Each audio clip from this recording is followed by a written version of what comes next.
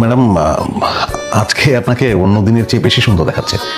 লিপস্টিকের কালারটা একটু হালকা হলে ভালো হতো। ইনফ্যাক্ট আপনার লিপস্টিক দেওয়ারই দরকার নেই। আপনি হচ্ছেন পক্কবিম্বা খরষ্ঠী। আমার কথা না, কালিদাসের কথা।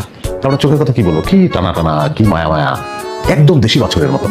আপনি যখন সকালবেলা ম্যাডাম এই অফিসে ঢোকেন, সবার সঙ্গে শুভেচ্ছা বিনিময় করেন, তখন আপনি গুনে দেখেছি আমি 16 বার হাসেন আপনি। আপনার হাসি ম্যাডাম আমার কাজের এনার্জি, আমার ইন্সপিরেশন। রায়হান সাহেব, এতক্ষণ যা যা বললেন তা কি সত্যি আপনার মনের কথা? আমি মিথ্যা বলতে পারি না ম্যাডাম। নেক্সট উইকেন্ডটা কি আমরা একসাথে কাটাতে পারি রায়হান সাহেব?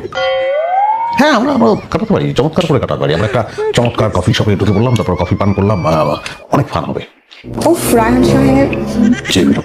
আমি বলছি নেক্সট উইকেন্ডটা আপনি আর আমি ঢাকার বাইরে দূরে কোথাও কিছু কোয়ালিটি টাইম স্পেন্ড করব, and there will be no limits for that. আমার একটা বাচ্চা আছে, সরি, আমার একটা স্ত্রী আছে।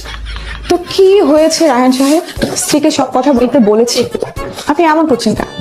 ম্যাডাম, মানে আপনি আমাকে যেমন মানুষ মনে করেছেন, আমি সে না, আমি আমার স্ত্রীকে ভীষণ ভালোবাসি। হ্যাঁ?